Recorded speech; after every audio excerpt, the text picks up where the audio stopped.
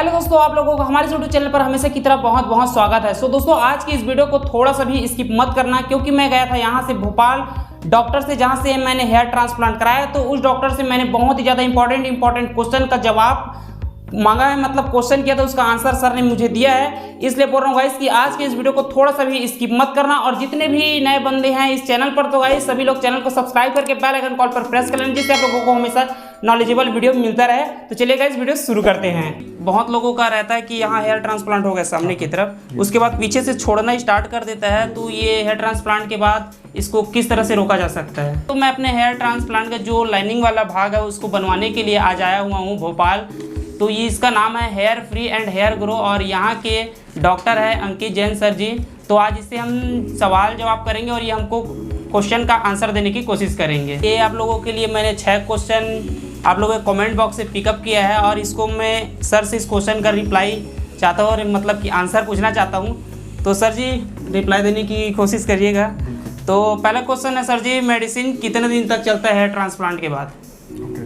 तो देखिए क्या होता है कि हेयर ट्रांसप्लांट एक सर्जिकल प्रोसेस है ना, जिसमें अपन सिर के पीछे से डोनर एरिया से ग्राफ्ट रेसिपिएंट में शिफ्ट करते हैं। तो ये सर्जरी खुद से रिजल्ट दे देती है। अगर आप मेडिसिन नहीं भी लेते हैं तो भी सर्जरी के रिजल्ट आते हैं। बट क्या होता है, कुछ स्टडीज़ ऐसी स्ट्रांगली सपोर्ट करती हैं कि अगर मेडिसिन के साथ आप सर्जरी कराते हो, मेडिसिन साथ में लेते हो, तो आपके रिजल्ट और बेहतर आते हैं। तो इस कारण से सारे क्लिनिक आपको जनरली मेडिसिन भी साथ में प्रिस्क्राइब करते हैं। तो जनरली रिजल्ट 6 महीने में एक डिसेंट रिजल्ट आ जाता है। तो 6 से 8 महीने आप जब तक रिजल्ट आपका कंप्लीट नहीं आ जाता तब तक मेडिसिन का सपोर्ट ज़रूरी होता है। उसके बाद मेडिसिन जनरली डॉक्टर्स बंद करा देते हैं। अगर आपकी बाल्डनेस प्रोग्रेसिव नहीं है, मतलब बढ़ नहीं रही है, तो मेडिसिन आप टोटल बंद कर सकते हो। अगर आपकी बाल्डनेस प्रोग्रेसिव है, यानी कि आपके जो डोनर एरिया से ग्राफ्ट लगाए गए हैं वो तो सर्वाइव कर रहे हैं, पर आपके एग्जिस्टिंग हेयर थोड़ा थोड़ा करके थिन आउट हो रहे हैं, तो आप मेडिसिन को डॉक्टर से कंसल्ट करके आगे भी एक्सटेंड कर सकते हो। जी सर, क्योंकि बहुत लोग ऐसे हैं जो कि हेयर ट्रांसप्लांट से रिलेटेड आप लोग पूछते थे कि मेडिसिन कितने दिन तक चलेगा, तो सर ने आप लोगों को डिटेल में बता दिया। और सर जी ये दूसरा क्वेश्चन है, डाइट कैसे रखना चाहिए, मतलब क्या क्या खाना चाहिए, क्या क्या पीना चाहिए, आप उसको भी बता सकते हैं? यस, डाइट खुद से एक बहुत ब्रॉड टॉपिक है, बट हम इसको कंसाइजली थोड़ा सा डिस्कस कर लेते हैं।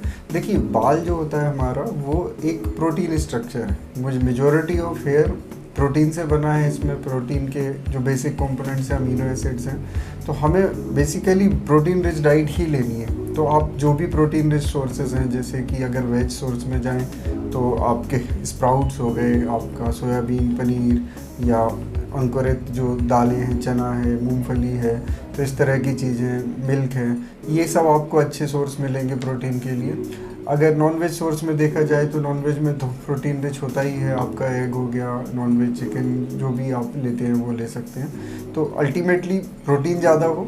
सेकंड थिंग, एंटीऑक्सीडेंट्स हो, जैसे हमारे फ्रूट्स में, वेजिटेबल्स में, ग्रीन टी, इस तरह की चीज़ों में एंटीऑक्सीडेंट होते हैं जो बॉडी के टॉक्सिन्स को हटाते हैं। तो ये आप डाइट में ले सकते हैं। एंटी क्या बोले इंग्लिश में सर, उसको हिंदी में एक्सप्लेन कीजिए। तो हाँ, एंटीऑक्सीडेंट क्या होते हैं, जैसे कि हमारे शरीर में हम बोलें कि विषैले जो पदार्थ होते हैं या टॉक्सिन्स होते हैं जो हमारे शरीर में इंजुरीज करते हैं, जैसे आप कुछ खाते हो तो उसके बाई प्रोडक्ट बनते हैं, है ना, तो वो भी शरीर को नुकसान करते हैं। इसके अलावा यूवी रेज हमारे बालों को डैमेज करती है, धूप की किरणें, ठीक है, धूल, डस्ट, ये सब पोल्यूशन, ये सारी चीज़ें। तो इनसे लड़ने के लिए जो हमारे शरीर में कुछ केमिकल्स बनते हैं जिनको हम एंटीऑक्सीडेंट बोलते हैं, ठीक है। तो ये हम डाइट से भी ले सकते हैं, कुछ जैसे फल सब्जियों में या ग्रीन टी में, इनमें एंटीऑक्सीडेंट होते हैं, तो ये भी हमारे लिए हेल्पफुल होते हैं। बाकी जंक फूड आपको अवॉइड करना है, बहुत तली चीज़ें, बहुत मीठी चीज़ें, बहुत ज़्यादा कैलोरी वाला फास्ट फूड, ये कोशिश करके अवॉइड करना है।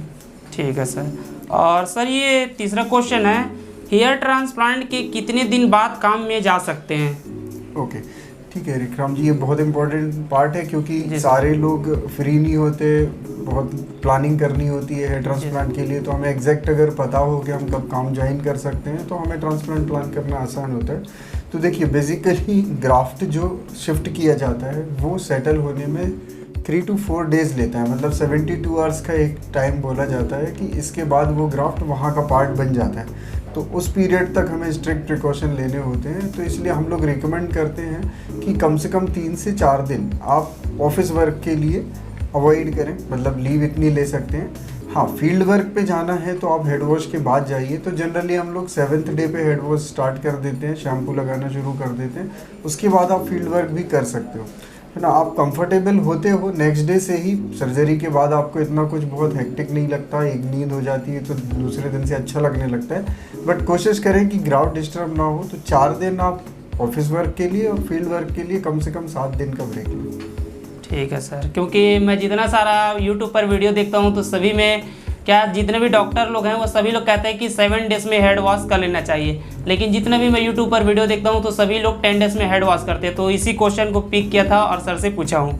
और चौथा क्वेश्चन है सर जी, सर मेरा हेयर ट्रांसप्लांट कौन सी टेक्निक से होगा? जैसे मेरे को हेयर लाइन बनवाना है इसको, तो कौन सा टेक्निक से होगा? बेसिकली 2 टेक्निक ज़्यादा हेयर ट्रांसप्लांट में जो मेजरली होती हैं। एक FUT सर्जरी होती है जिसमें पूरा स्ट्रिप लेके फिर ग्राफ्ट को अलग अलग करके फिर इम्प्लांट किया जाता है, और एक FUE होती है फॉलिकुलर यूनिट एक्सट्रैक्शन, जिसमें एक एक फॉलिकल को पिक किया जाता है। तो हम फॉलिकुलर यूनिट एक्सट्रैक्शन टेक्निक का यूज़ करेंगे जिसमें एक एक करके ग्राफ्ट को लिया जाएगा और आगे स्लिट बना के उनमें इनको इम्प्लांट किया जाएगा। उसमें जो हमारे पास जो बेस्ट एडवांस मेथड है बिग FUE, हम उससे इनकी सर्जरी करेंगे, जिसमें हम सफायर टिप ब्लेड का यूज़ करते हैं, शरेटेड शार्प पंचेस यूज़ करते हैं, इम्प्लांटर्स यूज़ करते हैं। तो बेस्ट जो मेथड हमारे पास अवेलेबल है वो हम यूज़ करने वाले हैं। ठीक है सर। और ये 5वां क्वेश्चन है सर, मेरा एक बार हेयर ट्रांसप्लांट हो चुका है और हेयर लाइन के लिए मेरे को लमसम 1000 से 1500 ग्राफ चाहिए, तो उसके लिए सर मेरा ग्राफ निकल जाएगा अभी मेरे हेयर को देखते हुए? मैं एक बार इसको एग्जामिन कर लेता हूँ। जैसे आपके सेंटर पार्ट से ज़्यादातर ट्रांसप्लांट किया गया है, तो आपके लोअर पार्ट में भी अभी ग्राफ्ट है और ये कान के ऊपर जो टेम्पल पार्ट में भी ग्राफ्ट है। तो 1000 ग्राफ्ट 1500 तक बहुत आराम से इसमें से हम एक्सट्रैक्ट कर लेंगे, और हमारे पास आपके हेयर लाइन के लिए सॉफ्ट हेयर भी रहेंगे और अच्छे मल्टीपल हेयर भी रहेंगे, तो कोई प्रॉब्लम नहीं आएगा। सर इसमें एक क्वेश्चन और ऐड कर रहा हूँ, जैसे कि बहुत लोगों का रहता है कि यहाँ हेयर ट्रांसप्लांट हो गया सामने की तरफ, उसके बाद पीछे से छोड़ना स्टार्ट कर देता है, तो ये हेयर ट्रांसप्लांट के बाद इसको किस तरह से रोका जा सकता है? तो देखिए, बेसिकली ये हार्मोनल बाल्डनेस है जो टेस्टोस्टेरोन या डाइहाइड्रोटेस्टोस्टेरोन के कारण होती है। अगर हमें फैमिली हिस्ट्री है तो हम प्रोन हैं, या जो भी जिसकी भी बाल्डनेस प्रोग्रेस कर रही है वो प्रोन है। तो कोशिश ये करना चाहिए कि हमें मिनॉक्सिडिल और जो DHT ब्लॉकर मेडिसिन है उसको डॉक्टर से समय समय पे कंसल्ट करके, जब भी हमें ऐसा महसूस हो कि हमारे बाल पतले होना शुरू हो गए हैं या ज़्यादा तेज़ी से झड़ना शुरू हो गए हैं, तो उस समय के लिए हमें थोड़ा सा मेडिसिन रीस्टार्ट कर देना चाहिए। तो उस कारण उससे क्या होगा कि आपके ट्रांसप्लांटेड हेयर तो अच्छा ग्रो करेंगे ही, साथ में एग्जिस्टिंग हेयर भी अच्छा ग्रो करेंगे, तो आपको रीट्रांसप्लांट की बार बार नीड नहीं पड़ेगी। तो सर आपसे ये पूछ रहा था कि जैसे हम लोग मिनॉक्सिडिल लगा रहे हैं तो उससे बाल जो है हम लोगों, तो हेयर ट्रांसप्लांट वाला बाल तो झड़ता नहीं है, बट उससे जो ओरिजिनल बाल है वो पीछे की तरफ से ऐसे झड़ते झड़ते तो नहीं चला जाएगा? तो ये बहुत इम्पॉर्टेंट क्वेश्चन है। इसमें हम क्या कर सकते हैं कि जैसे ये हार्मोनल बाल्डनेस है ना। बेसिकली हमारे बाल क्यों जाते हैं कि एक टेस्टोस्टेरोन हार्मोन होता है जो DHT में कन्वर्ट होता है, जो हमारे थिक बालों को थिन बालों में कन्वर्ट करता जाता है और वो उनको पतला करता जाता है, धीरे धीरे वो बाल ख़त्म होने लगते हैं।